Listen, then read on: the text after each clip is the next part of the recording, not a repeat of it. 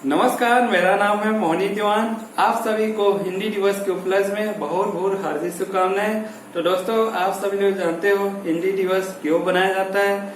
हिंदी एक राजभाषा है, राजभाषा भी बोला जाता है, लेकिन संविधान के हिसाब से ये राजभाषा है और ये 15 सितंबर को हिंदी दिवस के रूप में मनाया जाता है। आइए हम हिंदी दिवस के उपलक्ष्य में कुछ महत्वपूर्ण बिंदुओं पर चर्चा करेंगे और इस बिंदु पर चर्चा करने का ये उद्देश्य यह है कि अपने आप को देखना चाहिए कि हम हिंदी के प्रति कितना हम सम्मान करते हैं, हम कितना इसका उपयोग करते हैं। तो आइए, सबसे पहला बिंदु है आपका। तो दोस्तों, आप लोग आसपास देखते होंगे, सुनते होंगे, आजकल के बच्चे और युवा, यहाँ तक बड़े लोग भी सही हिंदी बोलने के बजाय हम इंग्लिश का ज्यादा उपयोग करते हैं। इंग्लिश मतलब आधा हिंदी आधा अंग्रेजी का उपयोग करते हैं। इसी वजह से हिंदी भाषा धीरे धीरे नुकसान होते जा रहा है। यहाँ पर जो भी हिंदी का जो सही शब्द होते हैं उसका ज्यादा उपयोग हम नहीं कर रहे हैं। इसी वजह से इसका धीरे धीरे कम होते जा रहा है। हम ज्यादा इंग्लिश शब्द को घुसा रहे हैं और इंग्लिश शब्द घुसाने को अपने आप को शान समझते हैं, क्योंकि ये बहुत ही गलत है और सीधा सीधा हम हिंदी भाषा का अपमान कर रहे हैं।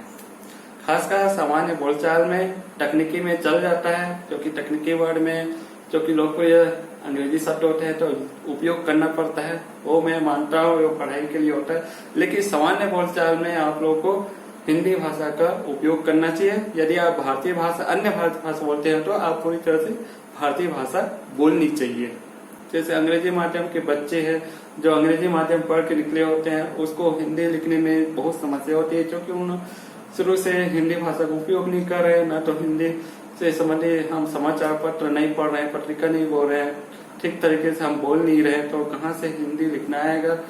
ये समस्या जब दिखता है जब हम सरकारी जैसे कुछ काम कराना है, जो भी करना है, चिट्ठी लिखना है, तो वहां पर हम समस्या देखने को मिलता है, खासकर अंग्रेजी माध्यम के बच्चे। यहाँ तक हिंदी माध्यम पढ़ने वाले बच्चे के साथ भी दिखता है, क्योंकि उन लोग भी सही तरीके से हिंदी नहीं सीखते। इसीलिए मैं कहता हूँ आप लोग हिंदी भाषा को ज्यादा से ज्यादा उपयोग करें और हिंदी भाषा में अंग्रेजी शब्दों को बहुत ही कम उपयोग करें। तो कोशिश करें हिंदी भाषा में अच्छी तरह से बोले लोगों के सामने, क्योंकि इसे हम भाषा सीख सकते हैं। आइए हम दूसरा बिंदु में आते हैं। अपनी भाषा में हस्ताक्षर करें। ये भी बहुत जरूरी है, क्योंकि हम भारतीय हैं, हम भारत देश में रहते हैं, तो हमारा भी फर्ज बनता है कि अपनी भाषा में हस्ताक्षर करें। लेकिन आजकल देख रहे हो, लोगों को दिखाने के लिए हम अंग्रेजी में ही हस्ताक्षर करते हैं, मतलब मात्र दिखाने के लिए, क्योंकि विदेशों में ऐसा नहीं होता, वो अपनी भाषा में हस्ताक्षर करते हैं। इसको भी आप लोगों को बदल लेना चाहिए। आप शुरुआत कर सकते हो, एक रफ कॉपी ले लो, यहाँ पर प्रैक्टिस करते जाओ। जैसे मैं अपना नाम लिखूंगा मोहनी दीवान। जब तक प्रैक्टिस करते जाओ, मतलब अभ्यास करते जाओ, जितना भी मोहनी, अगर आप समान रूप से लिखते आ रहे हो तो आप उसी में हस्ताक्षर करते जाओ। शुरुआत आपको वहां से करना चाहिए। जैसे आप हाजिरी लगाते हो, उपस्थिति देते हो कार्यालय में, चाहे स्कूल में, कॉलेज में, वहां पर आप हिंदी में हस्ताक्षर करने का हस्ताक्षर करें। और सामान्य जैसे कामकाज होता है, जो भी हम हस्ताक्षर करने की जरूरत पड़ती है, तो वहां भी हिंदी में हस्ताक्षर करें या अन्य भारतीय भाषा में करें। और बैंक का सवाल है, बैंक को आपको बाद में कराना चाहिए, जब तो हम पूरी तरह से अभ्यस्त न हो जाए। तीसरा बिंदु है आपका प्राथमिक स्तर से भारतीय भाषा में बच्चों को शिक्षा देना चाहिए।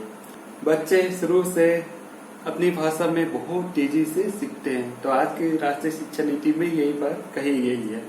आप लोग उस दौर को पढ़ सकते हो, बिल्कुल स्पष्ट रूप से कहा गया, हम शुरू से कहते आ रहे हैं। लेकिन आजकल क्या करते हैं, अंग्रेजी के नाम पर अपने छोटे बच्चे को अंग्रेजी माध्यम के स्कूलों में भर्ती करते हैं और बहुत दूर की ढवालने की तरह सोचते हैं कि आगे चल के बड़े बड़े नौकरी में जाएगा, कलेक्टर बनेगा, ऑफिसर बनेगा और तरह तरह के दुनिया भर का सपना देखने लगते हैं। ऐसा लग रहा है मानो कि ऑफिस से इसको नौकरी मिल गया, मतलब 2-3 साल में नौकरी कर लेगा, ऐसा सोचने लगते हैं माता पिता लोग। और ये बहुत बड़ी गलती करके बैठते हैं। प्राथमिक शिक्षा भारतीय भाषा में होनी चाहिए या आपका हिंदी में होना चाहिए। हिंदी भाषी प्रदेश वालों के लिए कह रहा हूँ, जो कि इसका बहुत फायदा है। चाहे आप भारतीय भाषा के जरिए दूसरी भाषा सीख सकते हो, जैसे दूसरी भाषा आपका अंग्रेजी है, आप भारतीय भाषा की मदद में अंग्रेजी को अच्छी तरह से समझ सकते हो, ये बहुत फायदा मिलता है। और भारतीय भाषा से आप विषयों में अच्छी तरह से पकड़ बना सकते हो। आप बड़ी कक्षा में आप अंग्रेजी माध्यम भी ले सकते हो, कोई दिक्कत नहीं है, कोई परेशानी नहीं है, थोड़ा सा रहता है। यदि आपका बच्चा पढ़ैया है, पढ़ने में होशियार है, उसको किसी प्रकार की परेशानी नहीं होती है। अगर एकदम जरूरी से अंग्रेजी माध्यम में पढ़ाना है तो मैं कहूँगा आप कक्षा 6वीं से चालू कर सकते हो या 9वीं से शुरू कर सकते हो। यदि आपको बहुत जरूरी है, विदेशों में नौकरी करना है या केंद्र सरकार के नौकरी करना है, प्राइवेट में करना है, तो आप 6वीं से या 9वीं से चालू कर सकते हो। लेकिन जो प्राथमिक शिक्षा है वो कम से कम भारतीय भाषा में होना चाहिए। यदि आप हिंदी भाषी प्रदेशों से आते हो तो आप हिंदी में ही शिक्षा देना चाहिए। ये बहुत रिसर्च हो चुका है, शोध हो चुका है, जो कि बच्चे अपनी भाषा में बहुत जल्दी सीखते हैं और यही इसका मुख्य आधार बनता है दूसरी भाषा सीखने के लिए। ठीक है, तो अगला बिंदु पढ़ते हैं। अगला चौथा बिंदु है आपका कंप्यूटर टाइपिंग। ये तकनीकी से संबंधित है। तो दोस्तों, आप लोग कंप्यूटर सीखने जाते होंगे और कंप्यूटर में क्या क्या सिखाते होंगे तो आप लोग जानते होंगे, लेकिन 2 चीज हम लोग नजरअंदाज कर देते हैं। एक है कंप्यूटर टाइपिंग और दूसरा है आपका रचनात्मक, मतलब क्रिएटिव। ये 2 चीज वहां पर नजरअंदाज कर दिया जाता है और हम ठीक से कंप्यूटर का उपयोग नहीं कर पाते हैं। केवल काम चलाया हो जाता है, हमको सिर्फ परीक्षा में पास करना है, आपने को यहाँ पर पेपर में हल करना है, बस वहीं तक सीमित हो जाता है। हम कंप्यूटर का सही उपयोग नहीं कर पाते हैं। मैं बता रहा हूँ, मैं जितना भी आसपास देखता हूँ, बहुत लोगों को कंप्यूटर आता नहीं है, उपयोग करना आता नहीं है।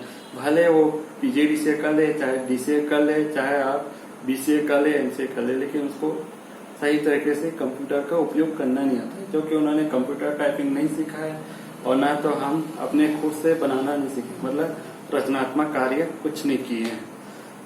यही सबसे बड़ी कमी दिखता है हमारे देश में।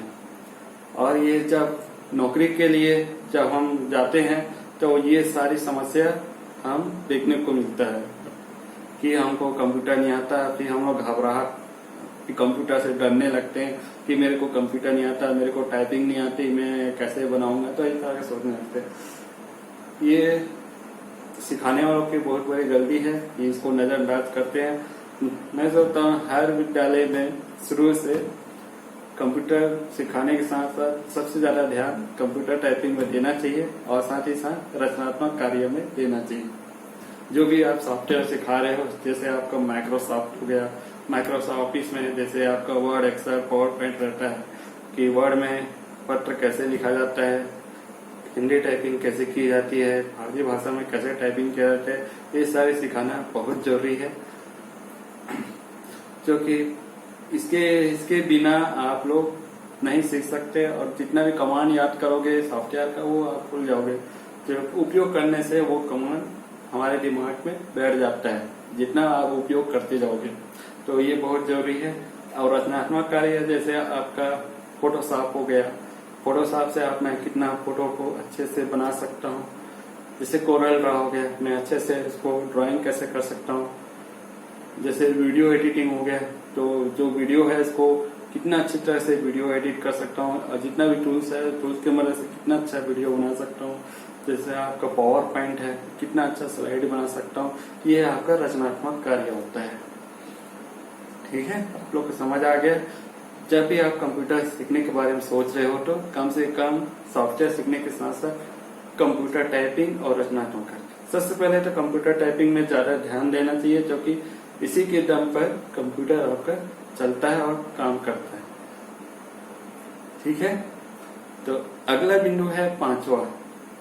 तो पांचवा में एक है आपका, इसमें से पत्र पत्रिका है, आपका समाचार पत्र है, इसमें पढ़ने से संबंधित इसमें चर्चा किया गया है। जैसे जो लोग शुरू से अंग्रेजी माध्यम में पढ़ रहे हैं उनको ज्यादा से ज्यादा हिंदी समाचार पत्र पढ़ना चाहिए, क्योंकि उसके स्कूलों में हिंदी को पढ़ाया नहीं जाता, अंग्रेजी को महत्व दिया जाता है। उन लोगों के लिए ये कह रहा हूँ, हिंदी से संबंधित जितने भी पत्र पत्रिकाएं हैं, समाचार पत्र है, इसको बिल्कुल पढ़ना चाहिए, ताकि आपको शब्द भंडार बढ़ सके, ताकि आपको हिंदी लिखने में समस्या ना हो। क्योंकि इसके न पढ़ने से हिंदी लिखने में बहुत बड़ी समस्या होती है, हमको सोचना पड़ता है, ये बहुत ज्यादा दिक्कत होता है। इसीलिए अंग्रेजी माध्यम के बच्चे को ज्यादा से ज्यादा हिंदी में समाचार पत्र पत्रिकाएं जितना भी आता है आजकल बाजारों में मिल जाते हैं, उसको पढ़ना चाहिए। और जो तकनीकी क्षेत्र में है उनको ज्यादा ज्यादा हिंदी में भी कंप्यूटर का पत्र पत्रिकाएं पढ़ना चाहिए, जैसे कंप्यूटर संचार सूचना है, ये सब पढ़ना चाहिए, ताकि ये सब आगे चल के आपको जरूर फायदा मिलेगा और लोगों को समझाने में कोई दिक्कत नहीं होगा। और इधर जो भारतीय भाषा है, भारतीय भाषा में जो पढ़ रहे हैं, हिंदी माध्यम पढ़ रहे हैं, उनको जो अंग्रेजी में जो अखबार आता है उसको भी जरूर पढ़ना चाहिए, ताकि हमको अंग्रेजी में भी कुछ नॉलेज मिल सके। और अंग्रेजी में पत्र पत्रिकाएं भी जरूर पढ़नी चाहिए, ताकि आपको हिंदी के साथ साथ अंग्रेजी में भी पकड़ बना सके। ये हिंदी माध्यम वालों के लिए कह रहा हूँ, क्योंकि आज के दौर में अंग्रेजी का दौर चल रहा है, इसलिए जरूरी है अंग्रेजी भी सीखना भी जरूरी है।